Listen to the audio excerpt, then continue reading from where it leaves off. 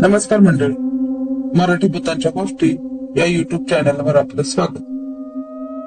आजच्या आपल्या कथेचा विषय आहे अवनीचा आत्मा.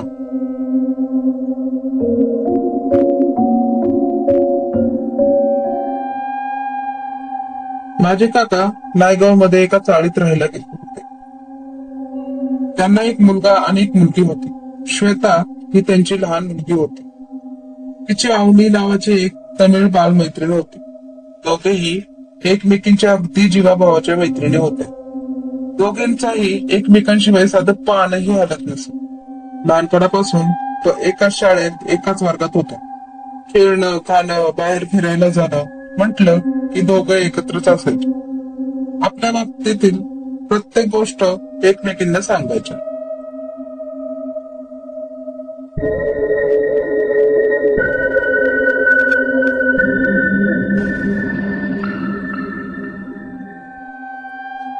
अवनीला घरून तसं कमीच बाहेर पडायला मिळायचं, कारण तिचे आई वडील थोडे कडक शिस्तीचे होते. पण श्वेता बरोबर आहे म्हटलं की तिचे आई वडीलही हमखास अवनीला तिच्या बरोबर पाठवून देत असे. एकाच चाळीत राहत असल्यामुळे त्यांचे घरचे संबंधही चांगले होते. अवनी 11वीत असतानाच एखाद्या तिच्यासाठी खूप चांगले स्थळ चालून आले. अवनीचे आई वडील हे जुन्या विचारांचे असल्याने त्यांनीही लवकरच तिचे लग्न लावून दिले.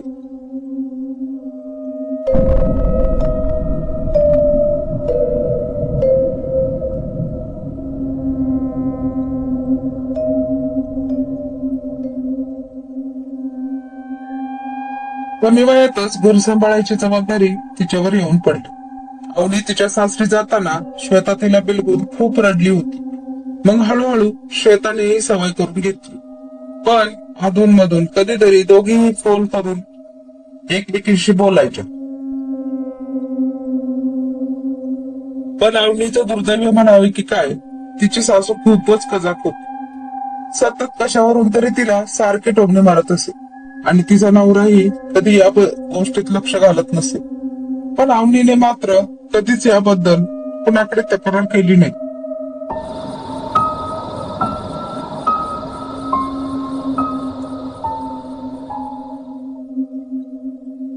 असंच मग 2 वर्ष निघून गेली. अवनीला आता दिवस गेले होते. पहिलं बाळणपण असल्यामुळे अवनी तिच्या माहेरी आली होती. अवनी माहेरी आलेली कळताच श्वेताला खूप आनंद झाला. थोडाही वेळ न दवडता धावतच ती अवनीच्या घरी गेली. दिवसभर दोघींनी खूप गप्पा मारल्या, एकत्र जेवण घेतलं. खूप दिवसांनी दोघेही आज खूप खुशीत होत्या आणि पुन्हा पहिल्यासारखे दोघे एकत्र राहू लागले. आता रोजच श्वेता अवनीच्या घरी यायची, तिची काळजी घ्यायची. अवनी ज्या गोष्टी तिला आईच्या वडिलांपासून सांगू शकत नव्हती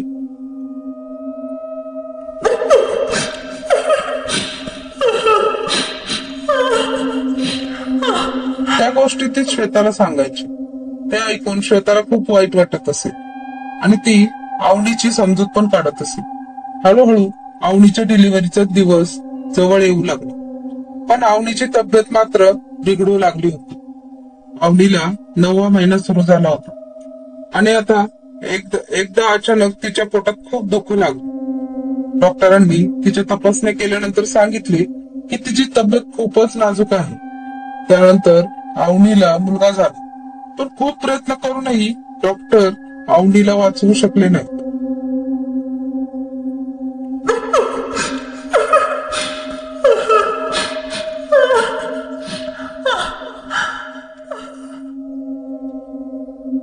अवनीच्या मृत्यूमुळे श्वेताला खूप मोठा धक्का बसला होता. अवनीच्या अंत्ययात्रेत श्वेताच्या घरचे सर्वजण गेले होते. पण श्वेता मात्र आपल्या जिवलग मैत्रिणीच्या अंत्ययात्रेला शांतपणे पाहत होती. एकाएकी ती खूपच शांत झाली होती. अवनीच्या मृत्यूनंतर 4 दिवसांनी श्वेताच्या वागण्यात एक फरक पडू लागला. एकाएकी शांत झालेली श्वेता आता एकांतात एकटीच हसत बसत असे. एक दिवस अचानक श्वेता घरातून गायब झाली. तिचा भाऊ, तिचे बाबा तिचे सगळीकडे शोध घेऊ लागले.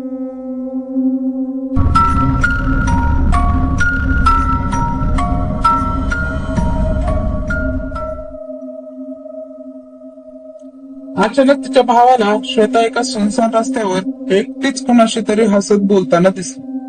ते पाहून तिच्या भावाला खूप आश्चर्य वाटले, कारण श्वेताच्या समोर कोणीच नव्हतं. त्याने तिला हाक मारून जवळ बोलवलं आणि विचारलं, श्वेता, इथे काय करतेस तू आणि तिथे कोणाशी बोलत होतीस आता? तर श्वेता म्हणाली की दादा, अवनीला काहीच आलेलं नाहीये, ती अगदी ठणठणीत बरी आहे. आता मी तिच्याशीच बोलत होती. ती काय तिथे उभी राहून पाहते माझ्याकडे. ती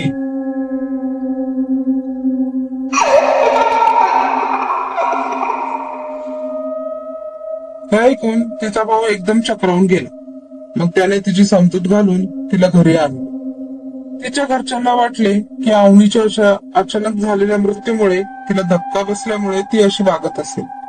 आता हळूहळू रोजच श्वेता कधी तिच्या खोली, कधी गच्चीवर कुणाशी तरी एकटीच बोलताना दिसू लागली. हे पाहून तिच्या घरच्यांना तिची खूप काळजी वाटू लागली. एक दिवस तर कहरच झाला. एके रात्री श्वेतेच्या घरातले सर्वजण गाढ झोपेत होते. अचानक कसल्या तरी आवाजाने श्वेताच्या आईला जाग आली.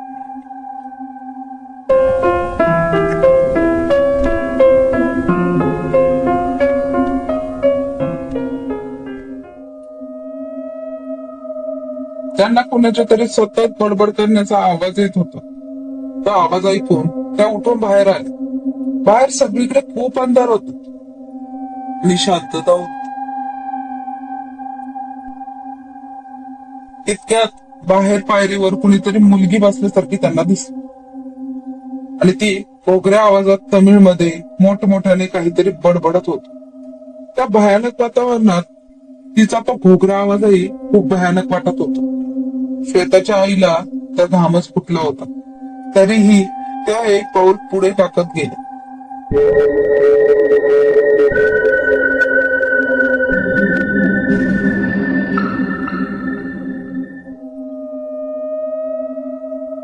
तिच्या जवळ जात त्यांनी विचारले, कोण आहे तिथे?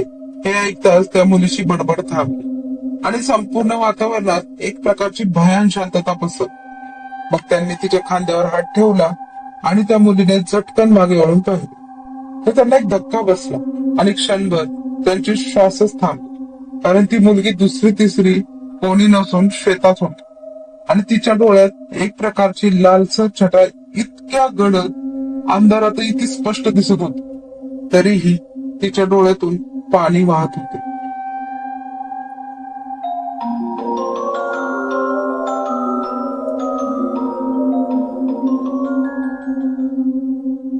श्वेता तिच्या आईला पाहताच अचानक विक्षिप्तपणे जोर जोरात हसू लागली आणि तिच्या आईला म्हणाली, आई, तुम्ही लोक उगाच त्रास करून घेत. माझी मैत्रीण अवनी कुठेही गेलेली नाही, ती इथेच आहे माझ्याजवळ. रोज गप्पा मारते ती माझ्याशी. बघ, आताही मी तिच्याशीच बोलत होते. हे ऐकून तिच्या आईच्या पायाखालची जमीनच सरकली. शेवटी कशी तरी तिची समजूत काढण्याच्या हेतूने त्या श्वेताला म्हणाल्या, बाळा, अगं अवनी नाहीये. आता या जगात ती आपल्याला सोडून कायमची निघून गेली. कळत कसं नाही.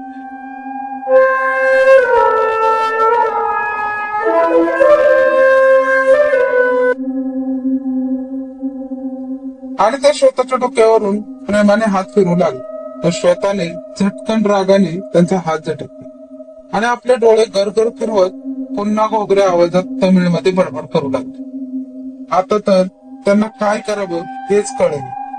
मग त्यांनी सर्वांना हाक मारून जाग केली आणि बाहेर बोलले. सर्वजण बाहेर येईपर्यंत श्वेता बेशुद्ध झाली होती. त्यांना वाटलं की श्वेताला बहुतेक भूत बाधा झाली असेल, कारण श्वेताला तमिळ भाषा येतच नव्हती. त्यामुळे तिच्या आईला आता वेगळाच संशय येऊ लागला.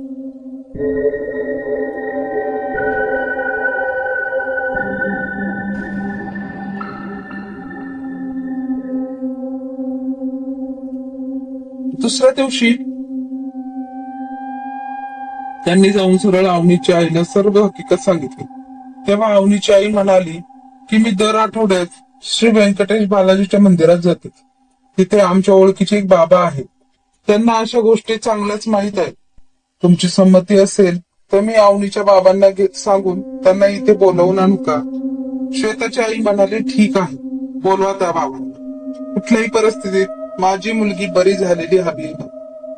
मग त्या बाबांना बोलवून आणण्यात गेलं.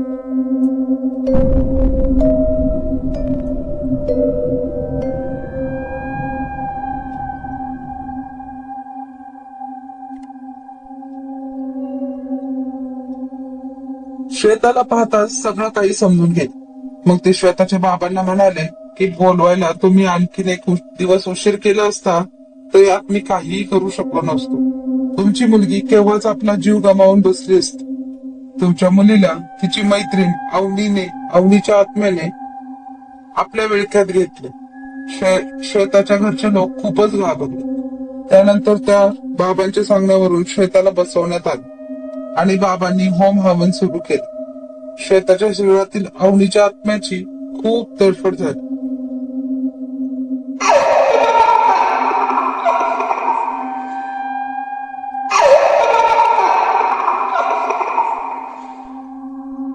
कधी कधी ती आपले केस जोरात ओढू लागली तर कधी जोर जोरात हसू लागली. मध्येच ती हातावर नखांनी ओरबडू लागली आणि आपले पाय जोरात आपटू लागले. मग त्या बाबांनी मंत्रित केलेले पाणी तिच्यावर शिंपडले आणि देवळाची विभूती तिच्या कपाळावर लावली. त्यानंतर थोडी शांत झाली श्वेता. तिथे असलेल्या अवनीच्या आईकडे पाहत पुन्हा तमिळमध्ये बडबड करू लागली. पण ह्यावेळी तिच्या डोळ्यात राग नव्हता. तिचे डोळे खूप केविलवाणी दिसत होते आणि ती रडू लागली.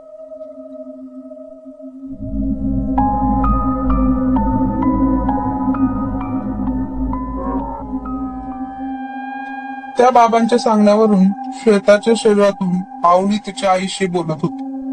ती म्हणत होती, माझ्या सासूने माझा खूप छळ केला होता. मला टोमणे मार, चटके देणे, अनेक वेळा मला उपाशी ठेवण्यात आले. पण तरीही माझ्या सासरच्या विरोधात काहीही तक्रार नाही. मला काळजी वाटते ती फक्त माझ्या बाळाची आणि श्वेताची.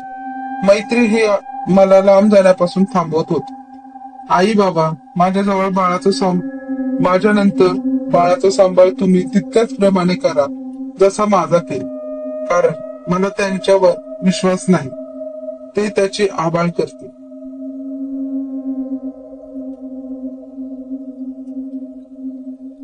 श्वेता माझी खूप जवळची मैत्रीण होती. त्यामुळे मला ह्या गोष्टी तुम्हाला सांगण्यासाठी तिचा आधार घ्यावा लागला. मला कळतंय की माझ्यामुळे श्वेताला आणि तिच्या घरच्यांना खूप त्रास झाला. पण मला असं करणं भाग होतं. तिच्या प्रत्येक शब्दागणिक अवनीच्या आई वडिलांच्या आणि श्वेताच्या घरच्यांच्या डोळ्यातून पाणी येत होतं. पण त्यानंतर त्यांनी मंत्र जप करून श्वेताची अवनीच्या आत्म्यापासून सुटका केली आणि अवनीच्याही आत्म्यास मुक्ती मिळवून दिली.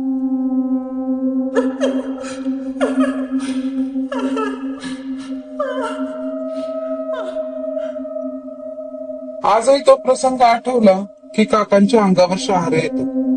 त्या श्वेताचे लग्न झाले आहे आणि तिला एक छान गोड मुलगीही आहे.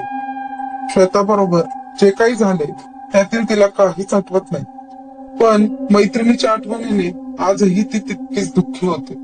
आपल्या जवळ असणारी एखादी व्यक्ती जर अचानक मृत्यू पावली तर त्या व्यक्तीची आत्मा नेहमीच कुठल्या ना कुठल्या प्रकारे आपल्याशी संपर्क करण्याचा प्रयत्न करते आणि आपल्या मनातील त्या व्यक्तीबद्दलचे प्रेमच त्या आत्म्यास आपल्याकडे खेचून आणते.